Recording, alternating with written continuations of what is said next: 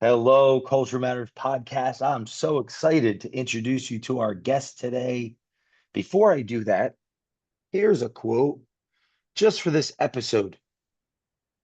CrossFit needs to invest in the means of production, not just the production. And if they can control the means of production, they will own the entire ecosystem.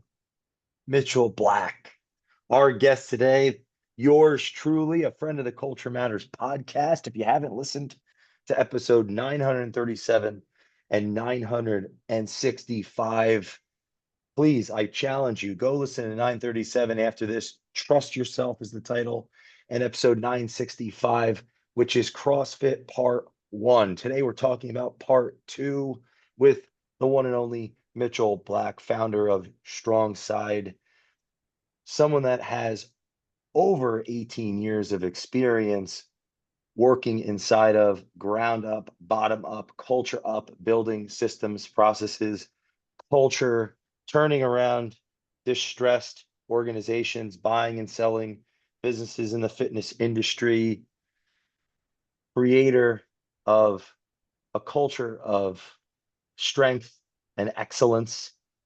I'm so excited to go deeper into this conversation around a company called CrossFit. You may or may not have heard of, but after this conversation, you're damn well going to know a lot about the current state of affairs. Apparently, 15,500 affiliates worldwide at one point. Today, down to 9,000, roughly 900. And Mitchell Black is going through his understanding, vision, mission, case study of CrossFit. Mitchell Black's also part of Columbia Business School, working on that MBA, among running a successful business out of Atlanta, Georgia. Thanks for coming back on the Culture Matters podcast, Mitchell Black. I am really excited to dive deep into the CrossFit culture and your Man, solutions. thank you for that intro. That was awesome. And I was getting a chuckle with that quote. I was thinking, I know where he's going. It's always a great time to be here. So I appreciate it, Jay. I was listening to the last episode, right? Part one of the CrossFit, right at the end. You hit us with that quote. So let's start with that, right? Episode 965, you said this piece. And if they control the means of production, they will own the entire ecosystem. What do you mean by that? CrossFit, a company that's global, right? To almost 10,000 affiliates, although down, pretty significantly. What do you mean by control the means of production and owning the entire ecosystem? Yeah, they're unfortunately down, a third, and that's a consistent decrease. There was some big drops, but it's been a steady decrease for the past 5 years or so.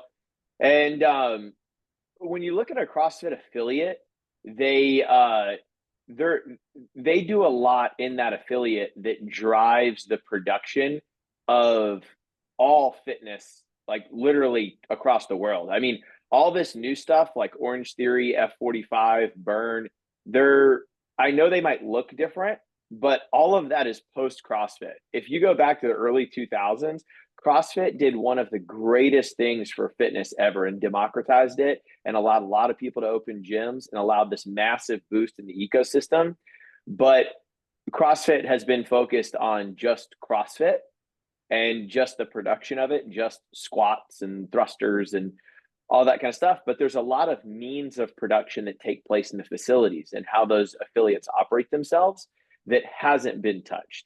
And if they can focus on these 10,000 people that are trading their life to own a gym and build a life for their family, if they can focus on that means of production, they'll own the whole ecosystem. Because even though CrossFit is down a third, CrossFit is still larger than any cert that you and I can both name. It's still mainstream. It's this massive thing that I would prefer to not die because I think it's so good, but it's just kind of trending down. Hmm. What would you say in the spirit of CrossFit, the original customer base bought into? I would say it was a few things. It was one, it was an opportunity. Pre CrossFit, if you wanted to be a trainer, your only option was to go work for a big box gym. And there's nothing wrong with working for a big box gym, but it definitely limits what you can offer. It limits your scope of knowledge. Pre CrossFit, it was train like a bodybuilder on Monday, Wednesday, Friday, train like a marathon runner on Tuesday, Thursday. All we knew was 3 sets of 12. That was kind of it. It also, group training. I understand that there's been step aerobics and all that kind of stuff for like a really long time. Group training itself, boot camps, not so new, but CrossFit put such a different spin on it with how they offered workouts and how they train their trainers. And they're the only certification that has a methodology to it. And it allowed people to train together. And that had never really been done before. And it definitely allowed people to participate in consistent workouts, like doing the same workout again and again and trying to get better at it. All this is new opportunity. It blew up so fast that I think people thought it's been around forever. But pre 2005, nobody really knew about it.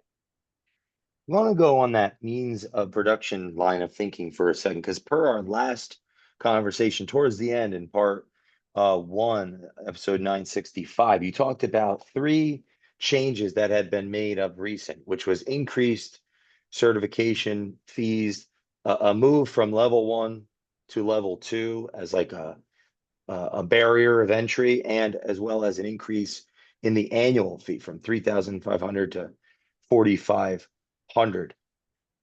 Those types of moves, those types of moves, company to affiliate, what where does that fall in the means of production theory that you have? Like what are the pros of that? What are the cons of that? And how does that work absent investments in other lanes that provide intellectual property? Because I was reading your playbook, intellectual property, resources, relationships for the affiliates. How does it help? How does it hurt? What's your take on those types of moves? Because I look at that and think, all right, those are movements that have been made from organization to affiliates. That is a really good question. And that is right that they're focusing on the means of production that way. What they did is CrossFit has broken even or lost money since 2020, since it was bought in 2020, maybe before that. And I understand it's a private company, but that's what the CEO has said himself, is that they've broken even or lost money. Neither of those are good strategies, at least the desirable strategy you'd like to have. And CrossFit pulled three levers. And over the past couple of years, they have raised the affiliate fee. They probably should have done that. What they did is they grandfathered people in. So there was people that were paying $500 a year for the name, and there was people that were paying $3,500 a year for the name. It's been a long time. You should probably up your fees. I get that. They pulled another lever where what used to happen is that you just had somebody on the staff had to have a CrossFit level one certification or course, and they required all gym owners to have a CrossFit level two, which I'm a huge fan of. I think that's one of the best certifications ever. And then the third lever that they pulled was why am I flaking on it? What'd you say? Oh, that cert for, well, you said 35 to 45. Yeah, and you're saying now some members even have only 500 a year. So there was some Yeah, baked in pricing. they increased the affiliate. Oh, the price of the certification. Sorry, that's what it was. They increased the affiliate fee, a mandate to go from CrossFit level one to level two if you're a gym owner, and they increased the price of the CrossFit certifications. All three of those, Across I the feel, board. yeah, they went from like Okay. 11. They went from like 1,000 to 1,150. I think all of those are good decisions. However, they're one-time levers that you can pull. So if you start continuously increasing the affiliate fees, you're going to lose affiliates. By requiring people to get a CrossFit level two, that's fine, but that certification lasts for 5 years. So it's like, well, you pulled the lever one time. They're not doing anything where they're pulling a lever and seeing residual income from it. And there's a lot left on the table that a gym still needs to operate. It's not a new offering. It's that they're running a CrossFit affiliate. They have to go do all these things, but they're doing it with a whole bunch of people because CrossFit won't offer it. And that's what I mean about the means of production. Here's a question I have for you. So, how did that affect the morale, and what was the messaging around that? Because now I'm thinking from learning from you over these series, the organization. Those that haven't listened to episode 937, you talked about like the beginning of it, what led to all of this. It looked like there were some mistakes, globally or PR wise from the actual management organization, the original management organization. So, and now if the company is swinging to increase pricing later as a consequence of that to try to stay afloat or whatever they're doing, how could that have affected morale of the culture? And what was the messaging when they were increasing those fees or turning those levers? Yeah, that's a good question. It really it came across very anxiety based. So, I mean, you could tell that they were losing a lot of money. There some decisions had been made. There were some culture problems, and literally they lost 10% of their affiliates within a week Whoa. when CrossFit was having to be sold and stuff. There was a lot of things happening. And you don't got to be a rocket scientist. You sit back and you go, "Wow, there's a lot less affiliates than there used to be." You look at something like the CrossFit Games, a lot less people are registering for it. You can see, you're like, man, they're definitely not. I don't know what their bills are, but they're bringing in a lot less money. They need to do something to increase their revenue. The problem to me wasn't necessarily that they increased their affiliate fees. I think we could all say, hey, I hope you enjoyed your last 15 years of $500 a year, but you gotta go up now. It was that it seemed that it was like down, down, down, and nobody said anything, and then all of a sudden, it was, hey, drastic change. And we are not a CrossFit affiliate, but I mean, if you want to say 100, I'd probably believe it. 100 friends that own CrossFit affiliates, and they all collectively agreed the communication and lack of leadership is what they were frustrated about. That they just get an email, they just get a Zoom call. Nothing's clear, no questions can be asked, and you're asking a lot of these people. You're asking a lot of these people to invest their entire life in your brand Mm. and pay you for it. They wanted a little, not a little bit more. They wanted a lot more clear direction. How's the health of the company? Why is this decision being made? They needed a lot more than just here's your email. It's like if my hypothetical 22-year-old son living in my wonderful basement with a full-time job might feel better about paying rent had I started talking to him about it at 12, helping him get his first job, mow the lawns with him. He's ready for that, Yeah. and then boom, day one of adulthood, now he's paying rent versus it sounds like nothing click, hits 22 and all of a sudden you're out, pay the rent or get out kind of thing. Yeah, it was just a lot because then you start had they got ahead of it, 4 years ago, whatever, you you could have taken a lot more time to curate the process and you'd have a lot more foresight. Rather, it's difficult because the issue wasn't raising the rates for all that stuff. The issue was that the affiliate went, okay, that's fine. You want to go from 3,500 a year to 4,500 a year? I'm in. What do I get? So I'm going to go from 1,000 or 1,500 or 2,000, whatever I was paying for before, to 4,500. So a 2.5x. What am I getting something? All they really got was the opportunity to pay for workouts through CrossFit. Now I think now they might offer them included in the 4,500. I could be a little wrong on that, but I know to start with, they bought an organization called Ham Plan, and it became like the CrossFit affiliate model. And for a fee every month, you could have access to these workouts. Mm. And everybody was like, "What?" In your playbook, you were elaborating on Alibaba, Uber, Facebook. Where do you see the crossover or correlation between these well-known brands and business models, strategies, and CrossFit? Yeah, I think that those are really good analogies to understand what CrossFit is, because CrossFit is not just a gym. It's not just like CrossFit doesn't own any of these gyms. People It's a wonderful business model. People license the name CrossFit. It's not even a franchise, it's a license. And then beyond that license, you can do whatever you want to do. You can open wherever you want, close wherever you want, offer whatever classes you want. It doesn't matter. And there's a lot of beautiful organizations that run platform business models that make a lot of money. And a couple examples of that are like Uber.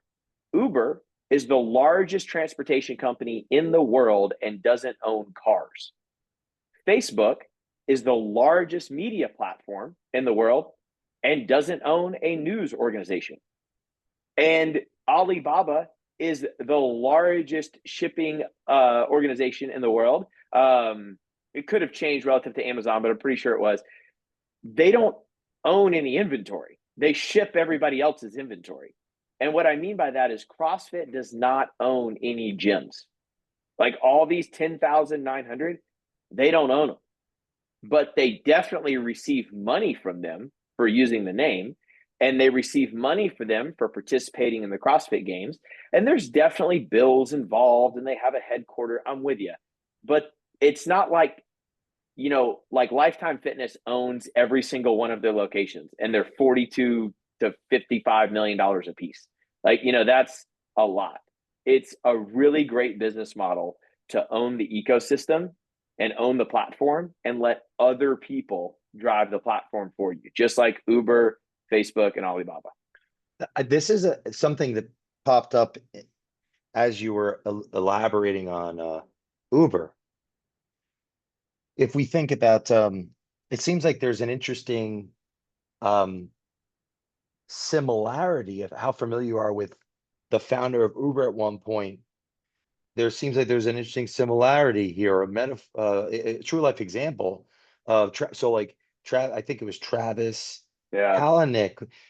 And how many people I wonder at the time thought when that was going on, it looks like his company was being taken founder led from him by board as a consequence of external factors. How many people I wonder sold their stock then or thought that it was the end that Uber would never regenerate.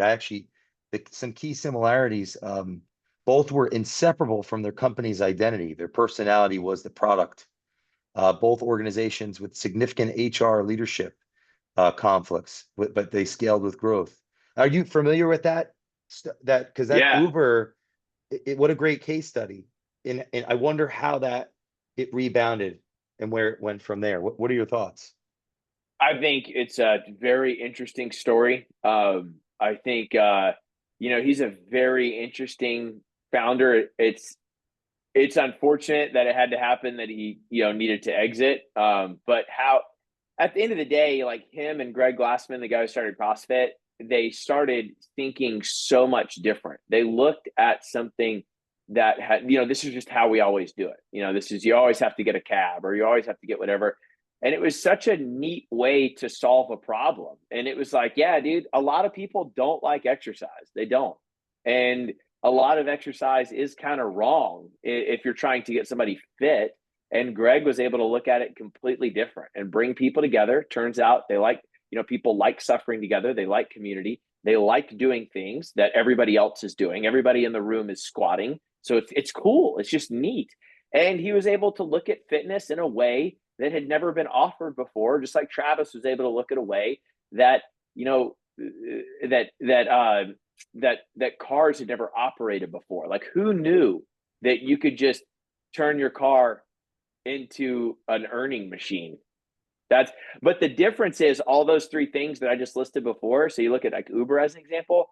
What Uber does for that driver is awesome. They say, hey, dude, here's the deal. You got to go get the car. Now, the car has to fit our criteria, but you go get the car. We will 1099 you, and then we will take care of everything. Like when you're on the Uber app, you're paying Uber, right? When you're scheduling the car, you're on Uber. When you're doing everything, you're interacting with Uber, and then Uber takes care of that driver. And it's apparently a really good split. It's something like 80-20, like the driver gets 80, I believe. But that driver has a platform to go bang on and just blow it up. Think about Facebook. All these people out there creating, all these different companies and news organizations all on the Facebook platform. Now, Facebook has scope. They do things like no pornography and all this kind of stuff. Like they have like a scope of what you can and cannot do. But you can monetize it, you can grow it, and you can build your whole media platform on Facebook and just use their deal. And that's kind of the position you want to be in. Like if you're Alibaba, if you're Amazon, think of all that drop shipping going on. My God, like I have a book, like I wrote a book a couple of years ago that I sell on Amazon. I don't want to be sitting around housing inventory and shipping stuff out and yuck. But if Amazon will print and ship on demand every time somebody buys my book, I'll give them 20%. That's lovely. So when we're talking about founder led, that founder spirit, right? In these two case studies, that some of the crossover was anti-establishment, maverick, aggressive, bold, disruption. Right? There's a cult of personality around the founder of the organization. So my question from a organizational enterprise level, when it comes to your playbook, what were some of the, would say, variables or components that scaled the spirit of CrossFit that may have been extensions of the founder, but that can be leveraged today in your view, right? That already exists. Some of the founding rituals or programs or ways that did unify the affiliates around a cause and created that momentum, that energy, that excitement. What are some of those Uh, foundational principles that maybe even beyond founder led can be leveraged? Yeah, that's a good question. I think it's kind of like two part because I think for CrossFit itself, it's moved past a lot of it. Some of those things. These are examples more than principles, but some of these things, when it first started, it was all freaks and weirdos, and I mean that in a cheeky good way. It was all the everybody had a six pack, and it was just the more ripped your hands were after pull ups, the more just the fact that you did the work rather than the quality of the work was glorified. And it needed Greg Glassman at that time. It needed a crusader to just fight because it was getting attacked because it was growing so hard and so fast. It was putting these certifications that had been around forever, it's putting them out of business. All these trainers were leaving and open CrossFit affiliates. I mean, it was destroying the world's ecosystem in a good way. It was a shakeup, and you needed that person. Greg did a great job planting his flag and fighting everybody, spending tens of millions of dollars on lawsuits that were just ridiculous. But as it grew, that need kind of diluted a little bit because it started getting out of only freaks and weirdos to the everyday mom and the 45-year-old dad and the people that wanted to be cool. And that's your population. That's what you want. And maybe that those things could have upheld in 2020 when it was sold from Greg to this new owner. Maybe at that time that was an opportunity for the new owner to come in, plant their flag, and say what they're doing. That was never done though. And now the space is like, look, we just need a leader. Somebody tell us what we're doing. I got 10,000 gyms. Nobody knows where we're going, what we're doing. There's a whole lot of opinions of what we'd like to do, and they are begging for leadership and they are begging for new principles. I had the experience of meeting a probably decade long customer rating fan cultural acolyte of yours in the middle of nowhere, essentially walking up some stairs trying to find an event entrance. This is some really amazing person. Doesn't fit the criteria that you're talking about, freak or weirdo. Actually fits like amazing uh human being. So from actually meeting one of your long-term customers, students, someone you've changed their life, how have you with strong sides spoken to the average health conscious person that likely is a genius or amazing at whatever career, 9 to 5, 9 to 9 trade they have outside of just working out?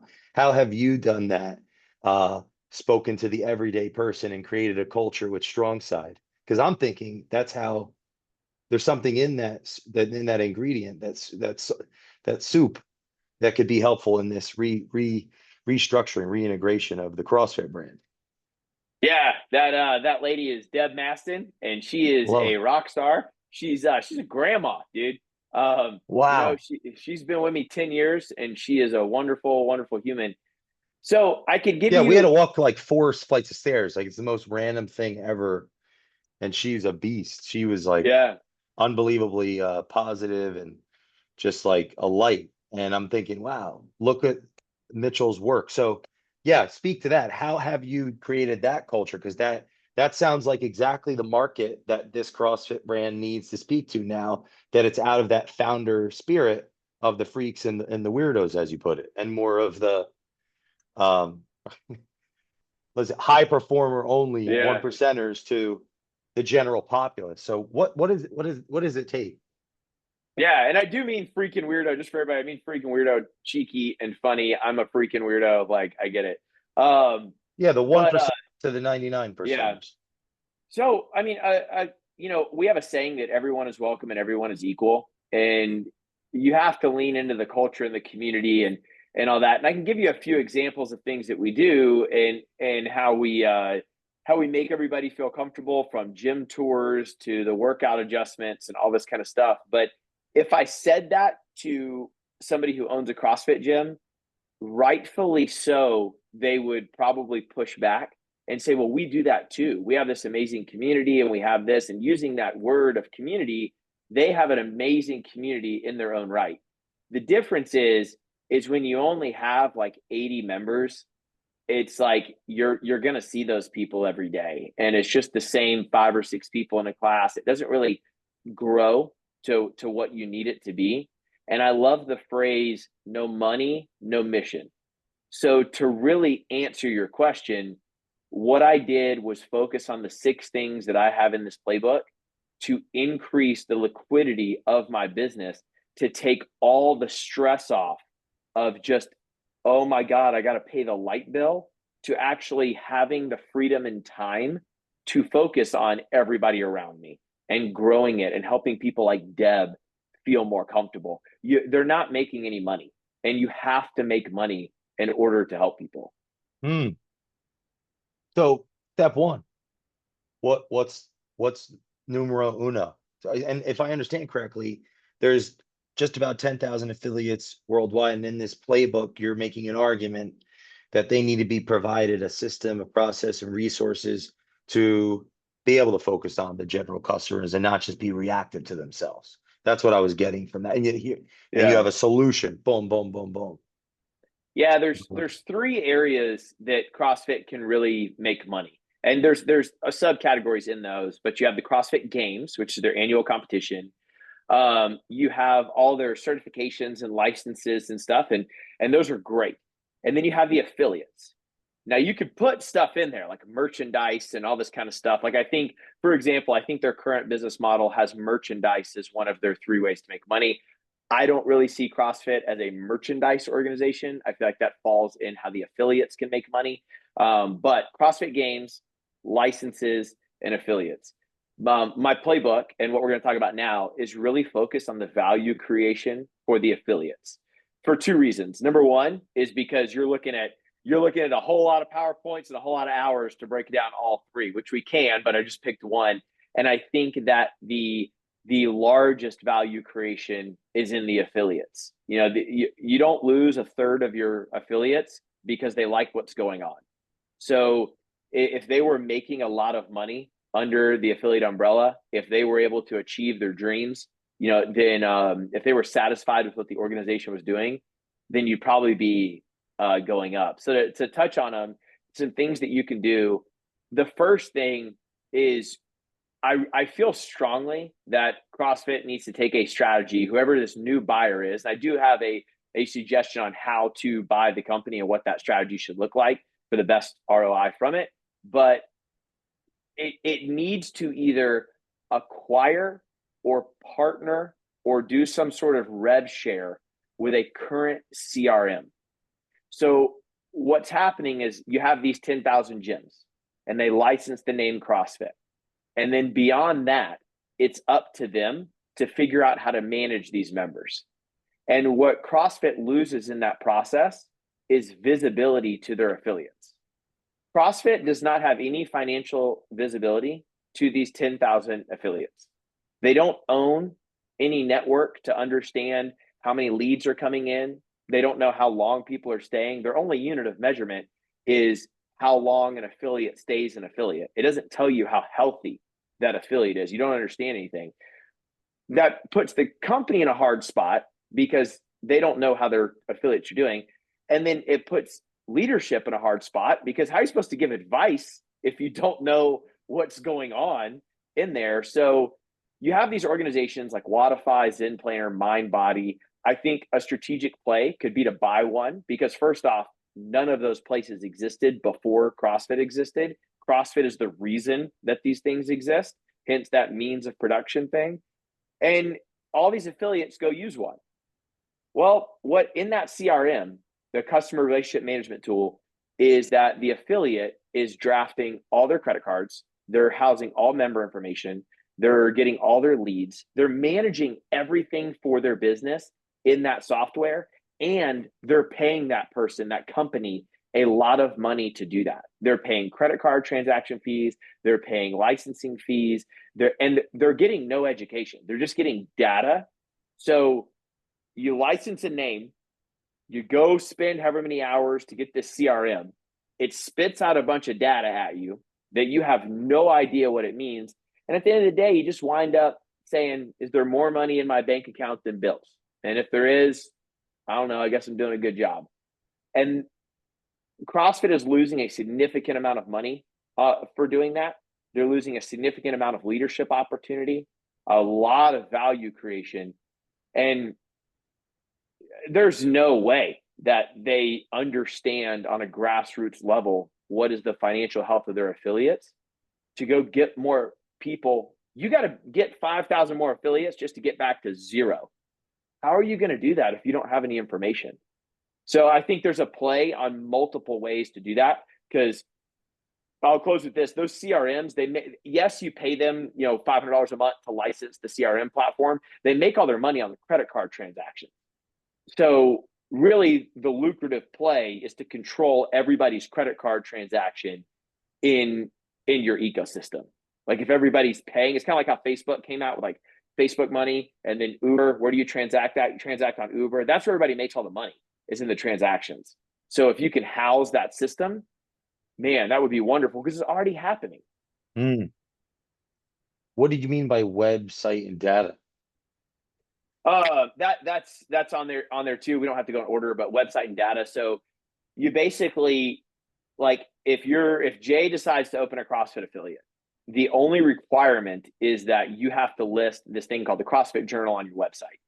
You can go do your website from wherever you want.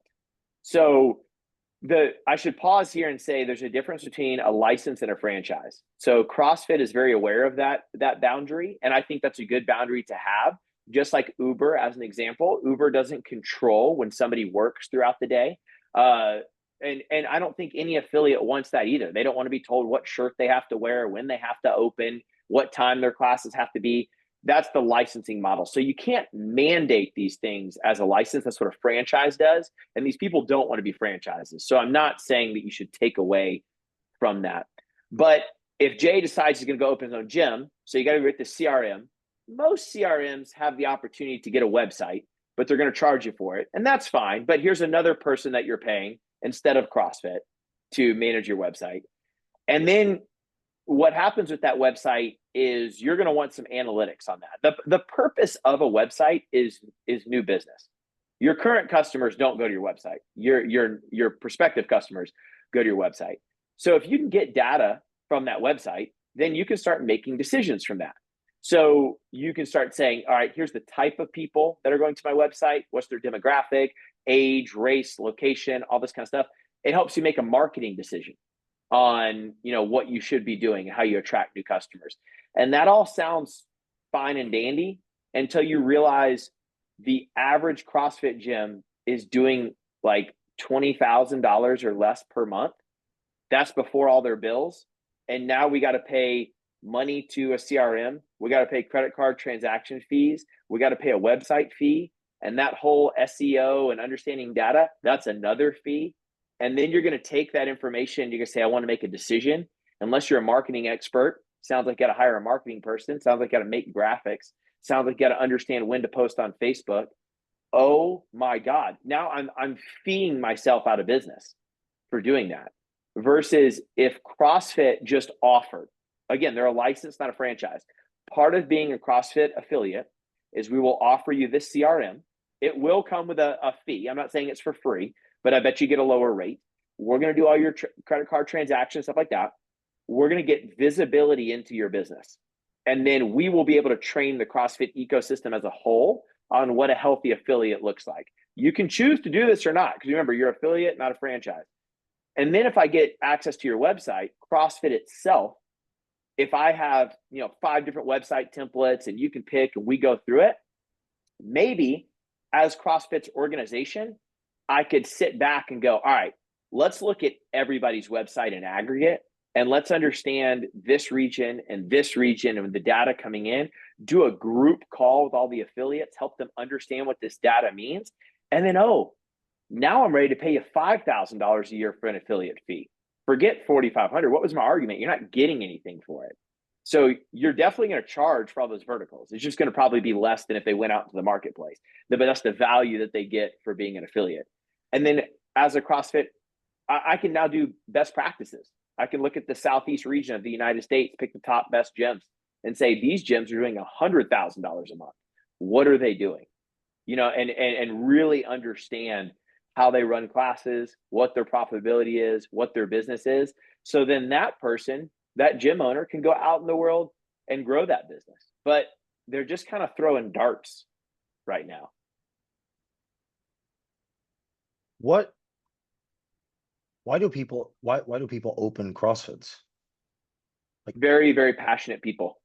They're amazing, passionate humans. About what? Passionate about what? Fitness, more so helping people, and I would put fitness second. I actually don't meet that many gym owners that were trainers for a long time and then decided to open their own gym. I would say that's actually the minority. What you get is the story you get a lot is, I did CrossFit for a long time. It changed my life and I wanted to go help change other people's lives. Or I was doing this job, I wasn't really happy where I was at and I wanted to make a shift. It comes from love. It comes from passion. It comes from understanding the need to help other people. The issue with that is passion doesn't pay the bills. And very few people understand the education around how to run that healthy business, because it's not an option. I heard a good saying over the weekend, things don't stop costing. I thought that was a funny way to put it. And it is, man. Rent goes up every year. Groceries go up every year. What are eggs now? $15 a dozen or whatever. It's just, you got to know it's wonderful to be passionate and you definitely need to lean into your customer, but you have to understand how to make good business decisions. So in your experience meeting with CrossFit owners, in a sense of an anecdotal survey, from just conversation over the years, many of them were once actual customers that became so engrossed or enthralled by the spirit of this movement. Is that what you're saying? Yeah, and I think yes, and I think that is a very, very special thing. I can't think of just such a more beautiful process than I experienced the product. I loved the product so much that I wanted to change my entire life to get behind this thing.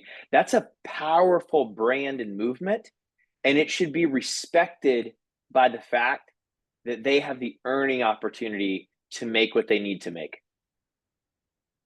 Now, with that, we're talking about people that you're saying few trainers necessarily would get into the business. So is part of the maybe implicit structure of the CrossFit culture would be those that haven't had a lot of experience earning a living in the fitness industry. And it seems like your playbook is bringing a solution to that. Like, here are the things, here's the intellectual property, here are the resources. that type of customer avatar, not customer of the CrossFit, but customer of the affiliate. So there's a distinction, right? Customer CrossFit is getting health improvements and being a part of a community to like anchor that.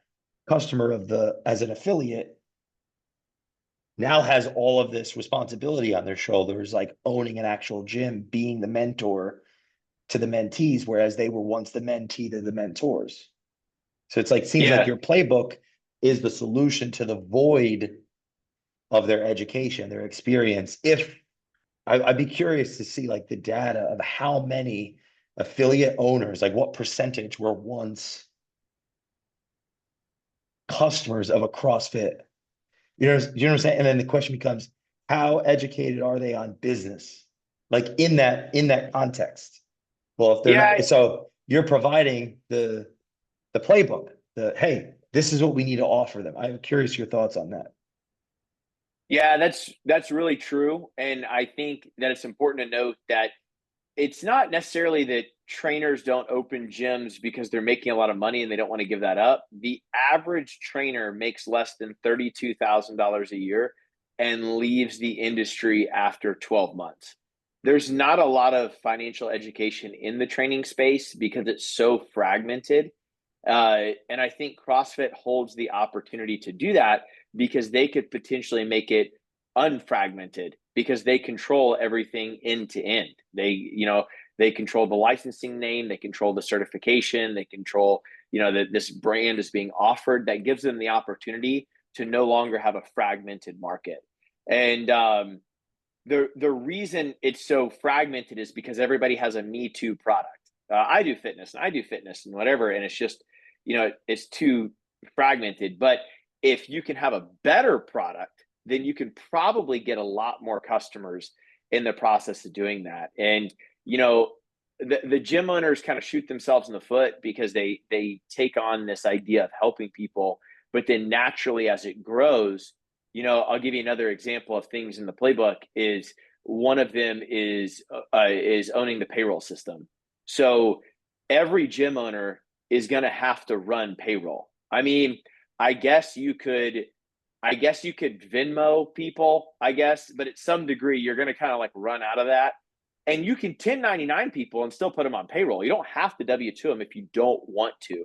But what I'm saying is now we're talking another subscription to QuickBooks or something. We're talking now you got to have a CPA that you have to file with. We're talking that you have to get with ADP. And I mean, I think it cost us like $1,000 a month just to run payroll, like just to run it, like it's $0, just the fee to do it, and then, so you're talking payroll processing fees, you're talking all these things on top of that that need to get done. Couple with that with all the fees that I talked about before, I'm just a broke trainer again.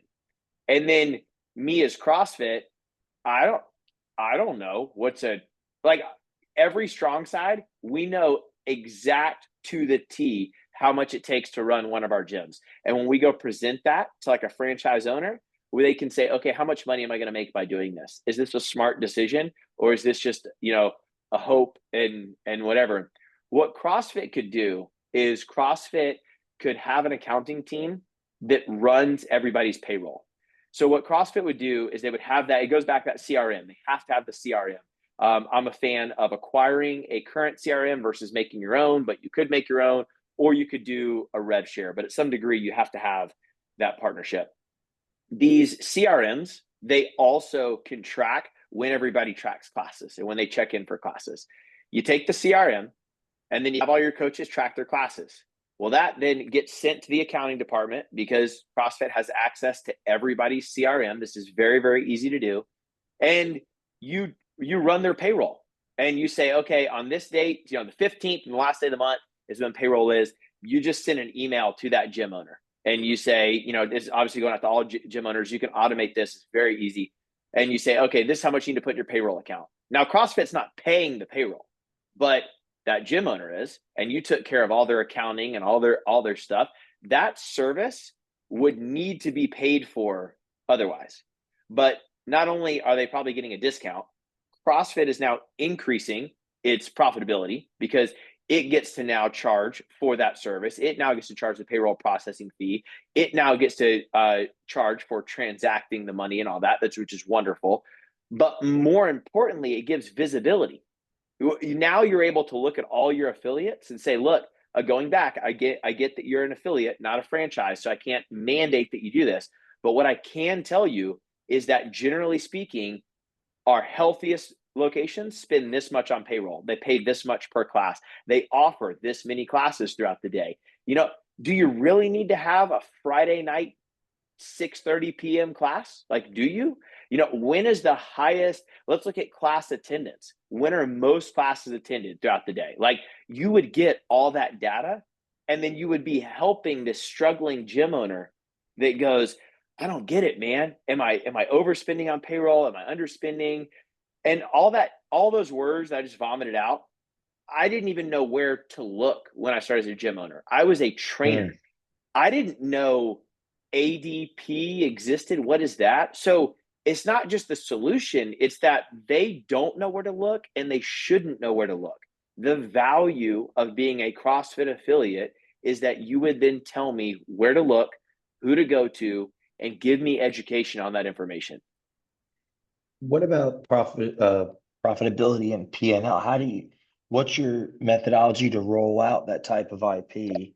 And what are the natural stumbling blocks of affiliates when they're trying to scale their passion? Yeah, so you can do this through like an organization that I've done some work with is Aprio Financial. And I like using this as an example because it doesn't make it sound like this new buyer of CrossFit has to do everything. You could partner with Aprio Financial as an example. They are global and you could give them access to every single one of your affiliates. Again, it has to go back to the CRM. So it's kind of forcing adoption to that CRM. But you could say, all right, I want you to run the P&L. You basically would give them access to your CRM and every gym's QuickBooks, which is very, very easy to do. And they can upload all that data. And then they can give a P&L, so a profit and loss statement. Anybody who doesn't know what a P&L is, it shows all your all your income up top and all your expenses at the bottom, and it just shows you how much money you made, basically, and breaks into line items. And it could go as far as showing you the P&L, the balance sheet, the statement of cash flow if you wanted to, but it could do that for all 10,000 gyms every single month, drop it on the 15th of every single month, and provide education to that. So now, again, you're going to pay for it, but I pay a monthly fee to my two accountants, and it's thousands of dollars a month. You can do that. You have that option. Or the value of being a CrossFit affiliate is for, I think when I worked with them before, I was doing a thing with like a whole bunch of gyms. We did a very similar strategy. Each gym paid like $120.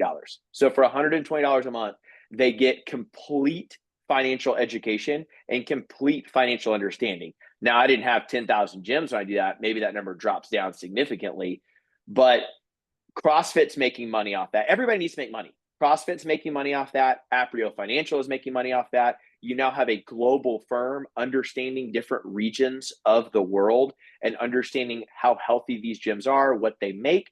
And then you can now educate your gym owners on how to increase profitability. These gyms should be running 45 to 62% profit margins, depending on how many coaches they have, with the gym owner coaching less than 40% of the classes. That's not happening. The average gym owner is probably coaching 80% of the classes because they can't afford to hire anybody. And, I go ahead. Well, on that note, how about some of the normal roadblocks or adversities when it comes to staffing operations or personnel, and how you would advise or solve to that? Staff Yeah, it's, management, personnel management. sorry, I was taking a drink. Yeah, it's another good part of the playbook too, is it it goes a lot to education. So what typically happens I mean, I guess a lot of corporate entities are guilty of this. I don't know if they understand the boots on the ground. So everything that you're not getting help from corporate, the gym owner is having to do. And there's only so much time. So we've spent a lot of time talking about CRMs and websites and payroll management and all. And somebody's got to do it. Like, it has to happen. You can't start a business and not have a website and not have a way to transact money and not. So you got to do that. And then you're going to wind up throwing on the plate staffing. And staffing, I mean, everybody knows if you've ever worked at any organization, staffing is not just have an interview and hire somebody. And by default, if you don't have a plan, you usually just resort to not doing. You usually just resort to, I'm stressed and I'm coaching all these classes. If you'll take this class, just go do it. Oh, you've done CrossFit before, go do it. Well, if the gym owner wants to take it a step further and they want to start doing like performance reviews, they want to start understanding, what should your new hire process be? Should your new hire process be 1 week or 2 weeks? What if he gets a seasoned veteran versus a newbie? What should you be training them on? There should be some guidance from headquarters. And again, charge for it. I don't care. Maybe you charge an onboarding packet and it's $150 one-time fee. I'm not saying all this stuff should be free. What I'm saying is the affiliate is looking for resources. And maybe that's included in your $5,000 annual CrossFit affiliate. Maybe it's all one big package. There's multiple ways to do this. But what I am saying is the gym owner is now overloaded. I don't know how to train somebody. And the reason that becomes a problem is because, like I said, the fitness industry is fragmented. So when you get these people that say, I've been in the space 10 years, I was a trainer at Orange Theory, I was a trainer at Equinox. Those are great things, but that doesn't mean that that's CrossFit. And that doesn't mean that just because you were a trainer for 10 years that you are going to take the floor and understand this. You're not. The best way to train people is XYZ. We recommend it being this many weeks. There should be a literal like checklist and just timeline sheet of everything I need to do to cover onboarding of a new trainer. I need to have a day on whiteboard presentation. Okay, well, what's in there? I need a day on this, whatever, teaching, seeing, and correcting. Like, all that should at least be an option for the gym owner to go, thank God, I'm going to hire 6 people so I don't have to work as much anymore, but I can't spend 30 hours on new hire packets. I would like some guidance here to just follow this process. Was there ever anything where new hires to an affiliate's location would go to HQ for training? No, not even the affiliate owners.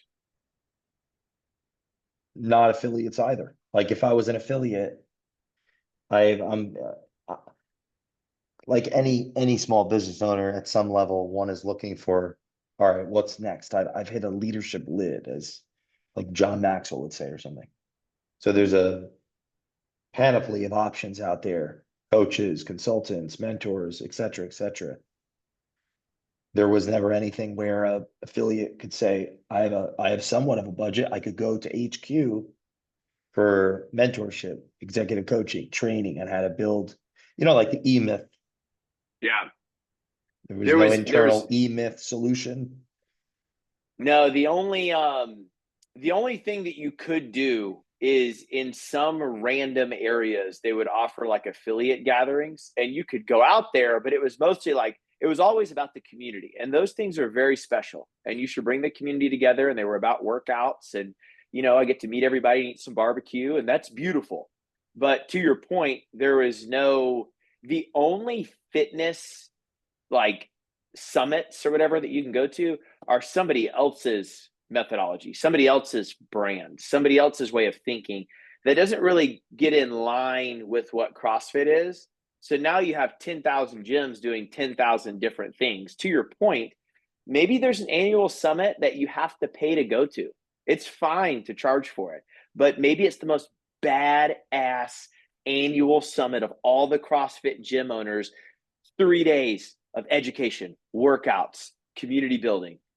It seemed like if the event gathering was based on what you've been teaching last few episodes, the actual games were a core component of the relationship between the hero's journey of that disenfranchised whomever that was looking for a fitness journey. They're a part of the gamification, right? That's the customer hero's journey. And of course, affiliates maybe participate at a high level in that because and they have their locations and so on. But on the business front, it sounds like there was a void, and that's what you're positioning in this playbook, a void or part of it to the bit higher to the gathering around business philosophy, business more ethics, business fundamentals. So Yes. like 1% of if there was 15,000 of them, there's 110% would be 15. Yeah, 150. Like the Marines, 4%. If 600 out of the 15,000, okay, they paid to get out to wherever they got their tickets, and then there was some kind of Yeah. obviously there's And costs associated with giving them some type of training, but like it sounds like that was a void. Or what are your thoughts on that? I think that's beautiful because it's not, I'm sure I keep saying that you should charge for it. I mean, you should charge for it, but I think if they were to go down the road of that ultimately would wind up being in some sort of package, like, so I'm with you, but let's just, for the sake of the conversation, say that everybody pays for it. I don't think price is the issue because they're spending so much money everywhere else. They're going like, I mean, I'm an Alex Hormozy fan, but everybody's spending Yeah. money with Alex Hormozy. They're spending money with Two Brain Business. They're going everywhere except CrossFit to spend their money because they're bleeding. And my concern is that we are at the last guard, old guard, new guard, whatever you want. This is the final guard. You've already seen it at the CrossFit Games that all the CrossFit athletes aged out. Like we went through this spurt of it was like the coolest thing in the world. Well, you can't compete forever. So eventually they have to retire. And because of some decisions they made, that guard's kind of gone. So we don't know who these new people are because there's no media department. You have the last guard of gym owners that really want to do this. And if you don't bring in a new guard at the end of this guard, what's gonna happen is they're gonna wind up, and this is gonna roll into my buying strategy here, but they're gonna wind up just doing spin-offs and they're gonna sell the CrossFit Games and they're going to sell this piece and whatever. And it's gonna wind up, CrossFit will wind up being a tuck-up deal. A tuck-up deal is when a company buys another company and then they stick in another acquisition along the way to do that. It'll wind up being like a sidebar deal to some big other company's project. My proposal to buy the company is that I think I'll work backwards from it. I think CrossFit needs to be a public company. And I think it needs to be a public company because the best public companies, the way public companies were designed to be done, is when they use a buy and hold strategy versus buy and sell. Buy and sell is more private equity. And then when you do a conglomerate based holding, most of your successful long term public companies own other companies and they operate as a conglomerate. CrossFit has a hold on that ecosystem to be able to do that. And I think that because of its position of community and networking and getting everybody in the world involved with fitness, it's primed to own all the businesses that create health. But you're not going to get there today. I think it's a 5-year plan. And I think what you have to do is CrossFit is actively for sale right now. Like they have a for sign sale in their yard. I think you need to do a leveraged buyout. And a leveraged buyout, different than other buyouts, is beneficial in this case because what a leveraged buyout is usually a private equity firm, but it could be an individual, takes some of their money, about 30% of the acquisition cost, and puts it up as equity. And then they borrow the rest of the money it could be from a number of places, banks or whatever. And that's the leverage. That's the debt on the business to be able to do that. But the benefit of doing that is to stimulate growth. All of this stuff that I just talked about is not free, and it will take money to do it. But what you're looking at is CrossFit was purchased for like 200 to 220 million dollars in 2020, and it's only declined since then. So I'm sure they're going to try to sell for more money, but I don't know how that's going to work out because you just have a dying business. You've done nothing to create value. You've just held it for a long time. So, but what you're looking at is if I put debt on this business, I'm going to have about 5 years to pay back that debt through using those 6 things that I talked about to increase. It's called internal rate of return, IRR, meaning that how much money I put up. Okay, if I put up money and the debt that I borrowed cost me 5%, can I make 10% for a net of 5% gain. You want a high IRR. My projections on those 6 things that I talked about, all laid out in what's going to be iteration 2 of my playbook, is that you can take CrossFit. You're going to need to borrow about 500 million, but you can do a 500 million acquisition, raising 30%, borrowing 70%, 500 million in total, and it's projected to be 1.5 billion in 5 years, and then go public. And that's on a conservative 35% adoption rate, meaning that 65% of the gyms don't want to do anything that I just listed. But I think it'll be higher. But I took a conservative approach of 35%. That's 35% of all gyms getting involved with the CRM, doing payroll processing, looking at their P&Ls. And we're not getting percentage of their upside by doing this.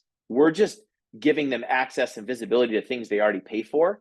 And then in that process, that's not even counting new affiliates by doing that. But I think that's how you do it. I think you partner with like a KKR or a Blackstone or something like that. You get a sponsor they're going to sponsor the deal. So like if I was going to run the company, I'd be the CEO, I'd be the general partner. And then I put up my sweat equity, they fund it, we borrow the rest of it. That's extremely common. I mean, I'm sure that's how CrossFit was bought. Leverage buyouts are extremely common. I just think it works really well in this situation versus like a stock or cash trade. And then that's how you buy it. And then you use those 6 things to grow the value of it moving forward. If our listeners want to connect with you, maybe read through the playbook, part 2 of it, is that accessible to them? Can they get in contact with you to get involved? Yeah, absolutely. I'm happy to talk to anybody. And then I'm working on making it extremely consumable and very easy so everybody can read it. And we just need to get it out there because, I would love to be part of growing the thing. Mitchell, what's the best way for our listeners to get in contact with you? The easiest way, probably Instagram. It's just Mitchel with 1L Black. Man, I appreciate you doing this with me. If you were to listen to this podcast, I would challenge you to go listen to episodes 937 of the Culture Matters podcast and 965, part 1 of CrossFit Culture. Follow Mitchel Black on Instagram, get connected with him. Excited to be a part of your journey, my friend. And these are exciting conversations around company culture, business, rise and fall of brands that impact the world. And I really appreciate you coming on the show today. I appreciate you, Jay. Thanks for having me back, man. It's always a blast. Thank you.